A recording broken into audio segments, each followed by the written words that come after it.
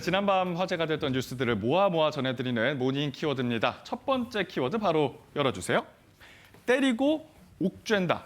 정부가 최대 민생 과제라 했던 부동산과의 전쟁을 선포했습니다. 다주택자는 때리고 투기성 매매는 옥죄다는데요. 모닝 키워드에서 확인합니다. 현재 시중에 풀린 돈은 3천조 원이 넘습니다.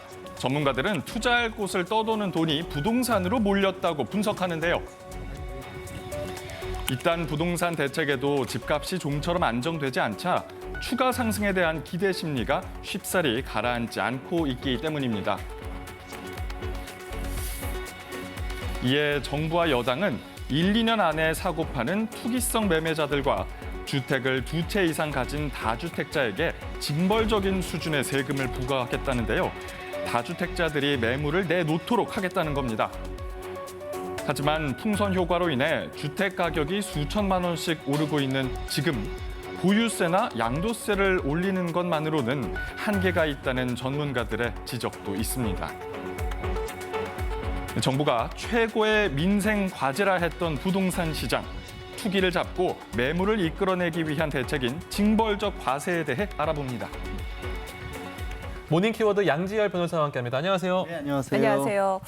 이거 보니까 어제 민주당 강병원 의원이 주택 1년 미만 보호했을 경우에 양도세율을 80%, 야 80%까지 다 올리는. 가져간다는 거죠. 야 이거 진짜 징벌적인 것 같은데 그러니까요. 이게 이거 너무 센 거 아니에요? 글쎄요, 그걸 뭐 받아들이기에 따라 다를 수 있는데 예. 정부가 잇따른 대책을 내놨는데도 이게 시장에서 먹히질 않으니까 네. 하다가 이제 징벌적 과세에 관한 논의까지 나온 겁니다. 그러니까 내용이 크게 본질적으로 다르진 않아요. 네. 집을 많이 가진 사람이라든가 아니면 뭐 짧게 사고 파고 하는 사람들에게 네. 네. 종합부동산세를 높이겠다는 것이고 그중에 특히 눈에 띄었던 부분이 말씀하신 것처럼 1년 미만의 집을 파는 사람에 대해서는 양도세율을 80%까지 시세 끌어올리겠다. 차익을 그냥 애초에 차단해버리겠다. 그러니까 집값 오른 거 이익 본 거를 다 세금으로 예. 내게 만들겠다는 투기의 거죠. 매력을 좀 다 뺏어버리겠다는 거고. 이거 거의 뭐 전쟁인데요. 야, 전쟁이라도 볼 수 있는데 사실 지난해 12.16 대책 내놨을 때만 예. 해도 예. 한 40에서 50% 가량으로 세율을 올렸어요. 이것도 꽤 높다는 얘기가 나왔었는데 안 통했잖아요. 그러니까 네. 아예 80%까지 올리겠다. 말씀하신 것처럼 전쟁 선포한 겁니다. 네, 알겠습니다. 예, 오늘 이 키워드가 뭐 옥죄고 때리고 이런 이야기인데 뭐 다주택자들, 투기 세력들은 옥죄고 때리면은 필요한 실수요자들한테는 사람들. 어떻게 사실 돼요? 진짜 대책은 집이 그러니까. 필요한 사람들에게 네, 집을 신혼부부들 드리는 이런 사람들 거잖아요. 어떡합니까? 예. 그러니까 그런 분들에게는 이제 세금 혜택도 훨씬 더 드리고 그리고 이제 금융 지원 같은 것도 좀 늘리겠다라는 것이고요.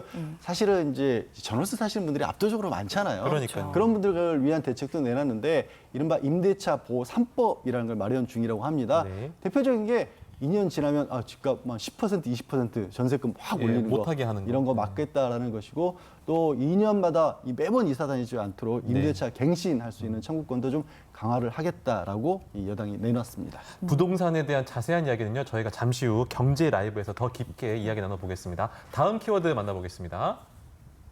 네, 모닝 키워드 두 번째 키워드 바로 확인하겠습니다. 이춘재보다 더 나빠. 14명을 살해한 연쇄살인범 이춘재. 그중에는 9살 김모양도 있었습니다. 어제 31년 만에 위령제가 열렸는데요. 사건 현장을 찾은 아버지는 경찰보다 이춘재보다 경찰이 더 나쁘다며 당시 수사관을 원망했습니다. 영상으로 확인하시죠. 34년간 9명을 성폭행하고 14명을 살해한 이춘재의 가장 어린 피해자였던 초등학생 김모양. 어제는 김모양이 실종된 지 31년이 되던 날이었습니다. 아빠가 보내준 주신 그로 다문화 하늘나라 가가지고 편하게 잘 지냈으면 좋겠어요. 백발의 아버지는 딸의 유류품이 발견된 곳을 찾아 위령제를 가졌는데요. 31년 만에 밝혀진 진실로 인해 아버지는 또다시 눈물을 흘렸습니다. 죽인 놈을 죽였지만 은폐한 놈이 더 그한 것도요. 한 번이나 만나보기도 싶어요. 한 번 왜 그러는가. 사건을 재수사한 경찰은 당시 수사관들이 김모양의 유골을 발견하고도 은닉한 사실이 있다고 인정하고 공식 사과했습니다. 하지만 공소시효가 만료돼 처벌 논란이 있는 상황입니다. 예, 당시 사건이 화성 초등생 실종 사건으로 불렸는데 이게 31년 만에 이 결국에는 그 이춘재가 한 걸로 밝혀진 거잖아요. 그렇습니다. 아버지 눈물이 정말 아프게 다가오는데요. 89년 7월이었으니까 지금으로부터 딱 31년 전이에요. 네. 학교를 다녀오던 초등학생이 야산에서 실종이 된 겁니다.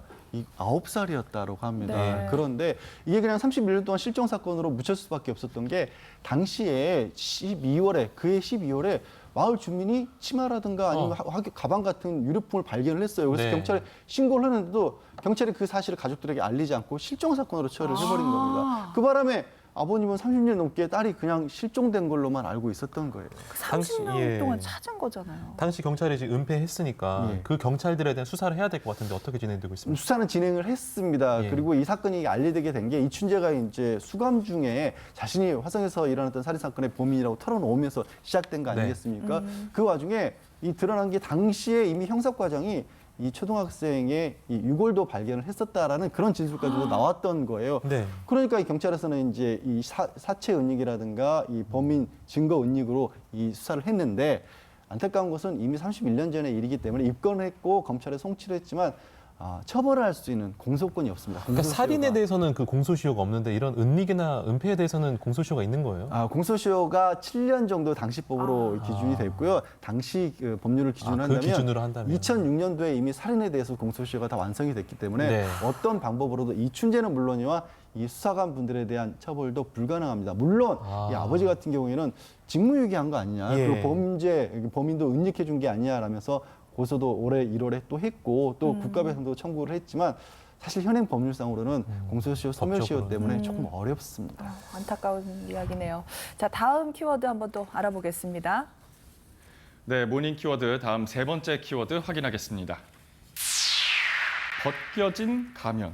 고 최숙현 선수가 세상을 떠난 후에야 팀 내에서 폭행과 가혹행위가 있었다는 사실 밝혀졌죠. 그동안 혐의를 부인했던 팀 닥터가 일부 혐의를 인정했습니다. 그런데 이 팀 닥터의 실체가 공개되면서 충격을 주고 있는데요. 모닝 키워드에서 알아봅니다. 철인 3종 경기 유망주였던 최숙현 선수 사망과 관련해 전 소속팀 선수들의 추가 진술이 잇따르고 있습니다. 보복이 두려워 고소를 하지 못하는 상황에서 진술인 조사 이후에는 훈련을 하지 못할 정도로 불안감까지 느꼈습니다.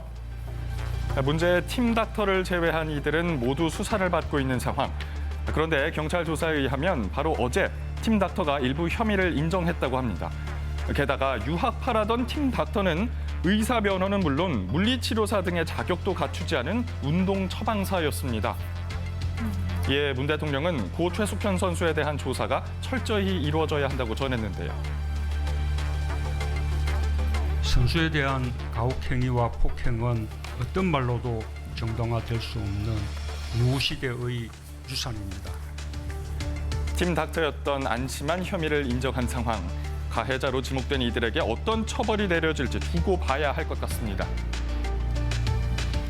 고 최숙현 선수의 가혹행위의 주범이 팀 닥터라는 사람인데 이 닥터잖아요. 의사잖아요. 근데 의사 아니라면서요? 의사가 아니죠. 그냥 예. 팀 닥터로 불리기만 했고요. 예. 보통 이제 스포츠 선수들이 뭐 경기를 치르거나 훈련하는 와중에 부상이 많잖아요. 네. 그렇기 때문에 팀 닥터를 두고 있는 경우가 있는데 여기서 팀 닥터로 불렸던 사람은 의사와는 아무런 관련이 없었고 예. 심지어 뭐 비슷한 종류의 자격증조차도 가지고 있지 않았다고 합니다. 물리치료사도 아니고. 그것도 아니었다. 미국 유학 갔다 왔다는데 이것도 거짓말입니까? 당연히 거짓말이죠. 그 미국 그러니까 의사 면허증도 없는데 미국 유학을 다녀왔다라고 지금 이 선수들의 부모들에게 거짓말을 한 거예요. 그래서 예. 매달 100만 원씩 돈까지 받았는데 부모들한테요? 네, 부모들에게 돈까지 받았는데 그러면 그나마 일이라도 좀 제대로 했으면 모르겠습니다만 네. 지금 의혹이 뭐예요? 팀 닥터가 아니라 오히려 선수들을 해쳤다, 예. 폭행했다는 의혹까지 받고 있는 거죠. 아니 근데 이게 제대로 된 팀이라면 그 팀에서 검증을 해서 고용을 해야 되는 건데 어떻게 고용된 겁니까, 이 사람이? 사실 그 과정에 대해서는 예. 명확하게 알려지진 않은데 이 사람이 원래 이제 경북 경산의 한 병원에서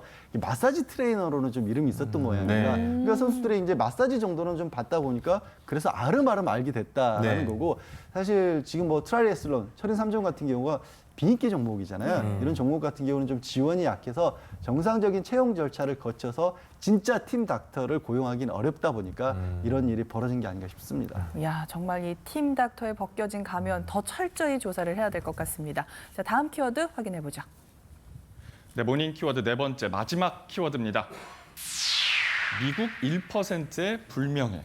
미국의 코로나19 누적 확진자가 300만 명을 넘었습니다. 모닝 키워드에서 확인합니다. 미국의 코로나19 확산세가 심상치 않습니다.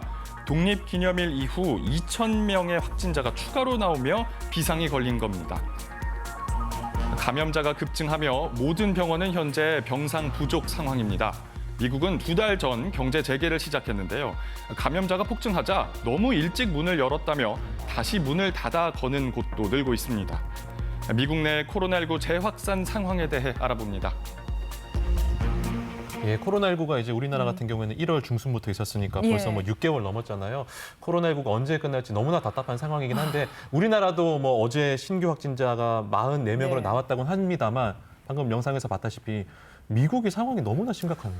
굉장히 좀 여기는 뭐 코로나19를 막고 있는 건지 의심스러울 정도 상황인데 가장 지금 문제가 되고 있는 게 지난 7월 4일이 미국의 독립기념일이었지 않습니까? 예. 그때 이제 연휴 기간에 많은 사람들이 뭐 마스크도 그렇고 뭐 거리두기도 예. 뭐 전혀 지키지 않은 상태로 쏟아져 나오다 보니까 네. 연휴 기간 동안 뭐 2만 명 가까이가 지금 감염됐다, 확진이 됐다. 2만 명. 지금 치면은 그렇게 보면은 미국에서 300만 명이 넘게 감염된 걸로 나오고 있거든요. 네. 미국 전체 인구가 3억 명이 조금 넘습니다. 네네. 그러면요 계산해 보면요 1% 그러니까 100명 중에 한 사람이 코로나19에 확진을 받은 겁니다. 정말 이 정도면 많네요. 뭐 통제 불가 상황이라고 봐도 되는 거네요. 사실은 왜냐하면 이 상황이 이렇게 나왔다고 할지라도 엄격하게 거리두기를 하면서 통제가 이어지고 있으면 모르는데 네. 트럼프 대통령이 이런 부분을 제대로 아, 대통령도 마스크 안 하더라. 그러니까요. 마스크를 안 할 뿐더러 본인이 네. 지금 대통령 선거하겠답시고 많은 사람들 오히려 유세 불러- 현장에 뭐 맞아요. 사람들 막 불러놓고 막 그렇죠. 하더라고요. 그러면 네. 100명 중에 한 명이 그 속에 섞여 있다고 생각해 걸릴 보시면 가능성이 매우 높군요. 굉장히 끔찍한 상황인데도 불구하고